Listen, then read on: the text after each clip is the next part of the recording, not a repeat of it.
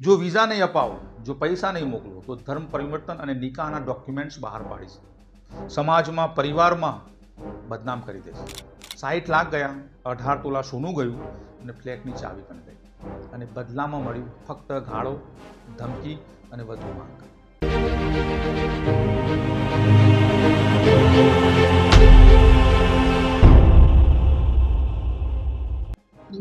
નમસ્કાર મિત્રો, તમારું સ્વાગત છે ધ ટ્રેન્ડિંગ ટોકના ગુજરાતી પ્લેલિસ્ટ ક્રાઇમ ફાઇલ્સમાં. દોસ્તો, આજે આપણે એક એવી સત્ય ઘટના વિશે વાત કરવાના છીએ જે સાંભળીને તમને પહેલાં તો વિશ્વાસ નહીં થાય, પણ જ્યારે તમે એક એક વિગત સાંભળશો ત્યારે સમજાશે કે આ દુનિયામાં વિશ્વાસ કેટલો મોંઘો સોદો બને છે. સોશિયલ મીડિયા વાપરવું કેટલું મોંઘું પડે છે. ઓનલાઈન શોપિંગમાં કોઈ અંજાન વ્યક્તિનો જોડે રિલેશન રાખવું કેટલું મોંઘું પડે છે.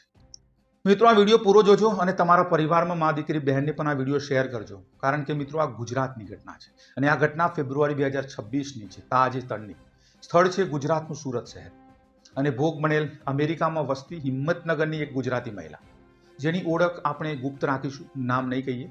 અને આ મહિલા મૂળ ગુજરાતના હિંમતનગરની રહેવાસી છે. જ્યારે તેના પરિવારનો ઓર્ગેનિક ફર્ટિલાઇઝરનો વ્યવસાય છે. 2014માં તેના મેરેજ થયા અમદાવાદ.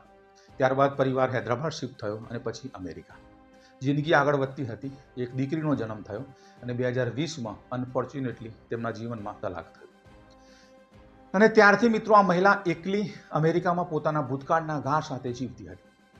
અને મિત્રો, તલાક પછીની આ એકલતા, એક ખાલીપો, આ એક ઠગ માટે સૌથી મોટી તક બની ગઈ. સુરતના રામપુર વિસ્તારમાં રહેતો એજાજ સલીમ પટેલ ગોળાદોડ રોડ પર આવેલ G3 કાપડના શોરૂમમાં સેલ્સમેન તરીકે કામ કરે છે. સાદો દેખાવ, મીઠી વાણી અને ભરોસો જગાડે તેવો સ્વભાવ. બહારથી જોતા તો તે એક સામાન્ય માણસ લાગે છે, પણ ઘરે તેની પહેલી ઓલરેડી એક પત્ની છે અને એ વાત તે ક્યારેય કોઈને કહેતો નથી. અંદરથી તે ઠંડો, ગણતરીબાજ અને અત્યંત ચાલાક. એ ચાલાકી જે ટૂંક સમયમાં જ એક નિર્દોષ મહિલાની જિંદગી તોડી નાખવાની હતી. વાત છે 2023ની. અમેરિકાથી આ મહિલાએ ઓનલાઈન G3 શોરૂમ પરથી કપડાનો ઓર્ડર કર્યો. એક સાવ સામાન્ય વ્યવહાર, ઓર્ડર ડિલિવરી થયો, પણ સાથે એક વોટ્સઅપ મેસેજ પણ આવ્યો. મેડમ, ઓર્ડર મળ્યો કે નહીં? કોઈ પ્રોબ્લેમ તો નથી ને? અને એ મેસેજ એજાજ પટેલનો હતો, જેને કસ્ટમર સર્વિસના નામે તેના બહાને મહિલાનો નંબર નોટ કરી લીધો.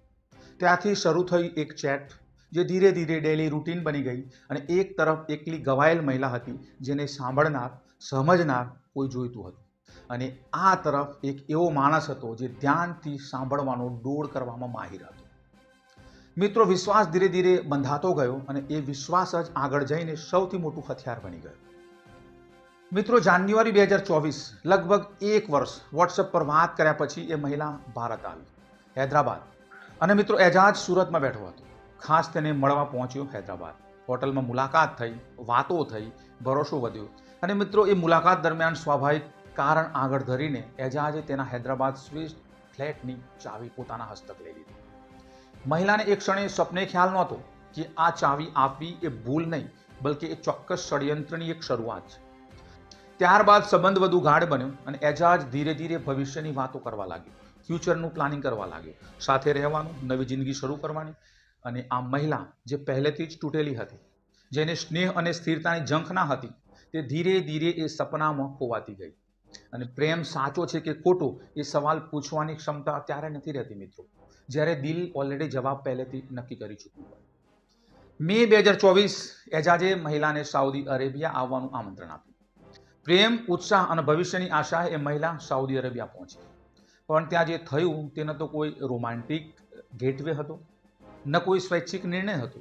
સાઉદી અરેબિયામાં એક સંસ્થામાં લઈ જઈ ધાર્મિક વાતાવરણ ઊભું કરીને ધીરે ધીરે મનોવૈજ્ઞાનિક દબાણ વધારીને એ મહિલાનું ધર્મ પરિવર્તન કરવામાં આવ્યું અને તેનું નામ નવું રાખવામાં આવ્યું, ઈકારા. ત્યારબાદ મિત્રો, ઓનલાઈન નિકાહ, લગ્ન, ઔપચારિકતા પૂરી થઈ અને ઝડપી અને સંપૂર્ણ આયોજિતનો ભાગ. આ આખી ઘટના એ ઠગ દ્વારા બનાવેલ સ્ક્રિપ્ટનો સૌથી મહત્વનો અને ધૃણાસ્પદ ભાગ હતો. મિત્રો, લગ્ન પછી શરૂઆતના થોડા મહિના બધું તો સામાન્ય લાગ્યું અને એ મહિલા અમેરિકા પાછી ગઈ. વોટ્સઅપ કોલ્સ, મેસેજ ચાલુ રહ્યા, પણ ત્યારબાદ ધીરે ધીરે પ્રેમાળ અવાજ બદલવા લાગ્યો અને એ મહિલા સાથે અમેરિકા આવવા માટે વિઝાની વ્યવસ્થાની શરૂઆત થઈ. અને ત્યારથી ચહેરો બદલાઈ ગયો. વોટ્સઅપ, ઈમેલ અને કોલ્સ પર ધમકી આપવા લાગી. જો વિઝા નહીં અપાવો, જો પૈસા નહીં મોકલો તો ધર્મ પરિવર્તન અને નિકાહના ડોક્યુમેન્ટ્સ બહાર પાડીશ. સમાજમાં, પરિવારમાં બદનામ કરી દેશે. બધે ડર, શરમ અને લાચારીના આ ત્રિભેટે ઉભેલ એ મહિલાએ 60 લાખ રૂપિયા ટ્રાન્સફર કર્યા ધીમે ધીમે, અલગ અલગ બહાને, ક્યારેક મેડિકલ ઇમરજન્સી માટે તો ક્યારેક ફ્યુચર પ્લાનિંગ માટે. મિત્રો 2025 ઇન્ડોનેશિયા ફરી એક મુલાકાત. આ વખતે મહિલાના ભાઈ હિંમતનગરથી 18 તોલા સોનું લઈને ત્યાં પહોંચ્યા. પરિવારે વિચાર્યું કે કદાચ આ ઠગ શાંત થઈ જશે, પૈસા સોનું બધું સોંપી દઈએ પણ આ ત્રાસ બંધ થઈ જશે. પણ મિત્રો ત્રાસ બંધ થયો નહીં. 60 લાખ ગયા, 18 તોલા સોનું ગયું અને ફ્લેટની ચાવી પણ ગઈ. અને બદલામાં મળ્યું ફક્ત ગાળો, ધમકી અને વધુ માંગ. ત્યારે મિત્રો પરિવારને સ્પષ્ટ સમજાઈ ગયું કે આ એક સોદો ક્યારેય પૂરો નહીં થાય અને આ માણસ ક્યારેય સંતોષ નહીં પામે. આખરે એ ઘડી આવી જ્યારે ચૂપ રહેવું શક્ય નહોતું. અમેરિકાથી મહિલાના ભાઈને ઈમેલ આવ્યો જેમાં ફરી ધમકી, ફરી માંગ હતી. પણ આ વખતે પરિવારે નક્કી કરી લીધું કે હવે નહીં, હવે બસ, ગમે તે થાય સત્ય બહાર આવવું જ જોઈએ. અને એ નિર્ણય સાથે સુરતના લાલગેટ પોલીસ સ્ટેશનમાં ફરિયાદ નોંધાઈ એજાજ સલીમ પટેલ વિરુદ્ધ. એ ફરિયાદ ફક્ત એક કાગળ નહોતી, એ એક ગવાયેલ પરિવારની હિંમત હતી જે ઘણા સમય પછી ઊભી થઈ હતી. ઇન્સ્પેક્ટર AN ચૌધરીની ટીમ કામે લાગી. ફરિયાદ મળતા જ તપાસ શરૂ થઈ અને તે એટલી ઝડપી અને પ્રભાવી હતી કે ટૂંક સમયમાં જ એજાજ પટેલની ધરપકડ થઈ. તેના મોબાઈલ અને લેપટોપ જપ્ત કરવામાં આવ્યા અને જ્યારે તે ડિવાઇસ ખુલ્યા ત્યારે એક પછી એક મહત્વના પુરાવા સામે આવવા લાગ્યા.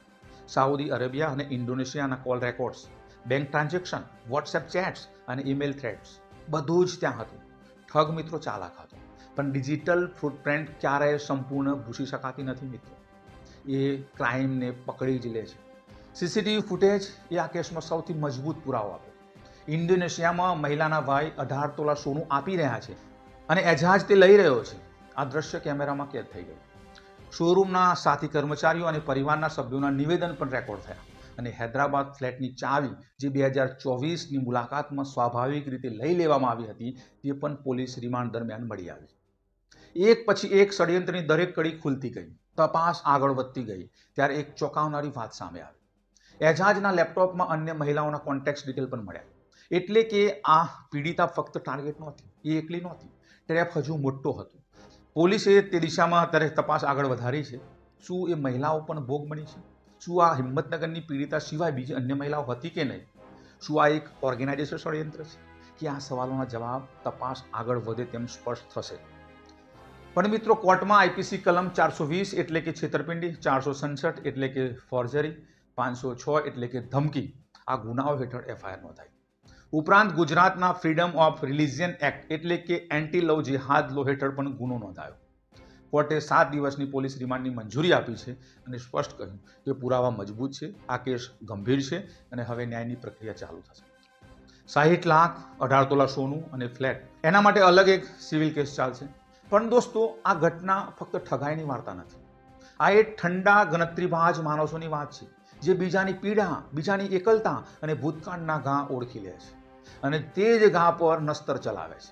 અને આ પીડિતાની ભૂલ એ નહોતી કે તેને વિશ્વાસ કર્યો, ભૂલ એ ન કરી, ભૂલ એ ઠગ દ્વારા આ વ્યવસ્થા ઊભી કરવામાં આવી જ્યાં વિશ્વાસ જ સૌથી ખતરનાક બની ગયો.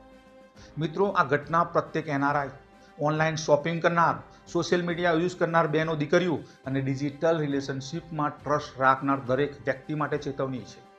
પોતાના ઇમોશન ઓનલાઈન શેર ના કરો મિત્રો, કારણ કે તમારા ઇમોશન શેર કરેલા લોકો એને ફાયદો ઉઠાવી જશે. અને ઓળખ ચકાસ્યા વિના, બેકગ્રાઉન્ડ જાણ્યા વિના, પરિવારને જાણ કર્યા વિના ક્યારેય કોઈ ડિજિટલ સંબંધ પર આંધળો વિશ્વાસ ન કરો. મારી નમ્ર અપીલ છે. મિત્રો ઓનલાઈન મળેલો પ્રેમ ઘણીવાર ચહેરો તો બતાવે છે પણ ઈરાદો નહીં, અને આ ઘટના એ ઉજાગર કરે છે. પીડિતાના ભાઈ ત્યારે સતત પૂછી રહ્યા છે કે બેન ક્યારે સ્વસ્થ થશે. એ સવાલ સાથે આજે પણ ઝઝૂમી રહ્યા છે. ન્યાય મળશે, સત્ય હંમેશા બહાર આવે છે, પણ કિંમત ઘણી વખત વધારે ચૂકવવી પડે છે. મિત્રો આવા જ વિડીયો અને ગુજરાતની પોલિટિકલ ક્રાઇસિસ તેમજ કંટ્રોવર્શિયલ વિડીયો માટે મારી ચેનલને જરૂર સબસ્ક્રાઇબ કરો. અને આ વિડીયો સારો લાગ્યો હોય મિત્રો તો લાઇક કરો અને શેર કરો અને દરેક પરિવારના સભ્યોને મોકલો, કારણ કે આવી સત્ય ઘટનાઓ, આ ચેતવણીઓ દરેક સુધી પહોંચવી જોઈએ. મળીએ નવા વિડીયોમાં નવી વાતો સાથે. ત્યાં સુધી તમે સેફ રહો, સલામત રહો. જય હિન્દ, જય ભારત, જય ગરવી ગુજરાત.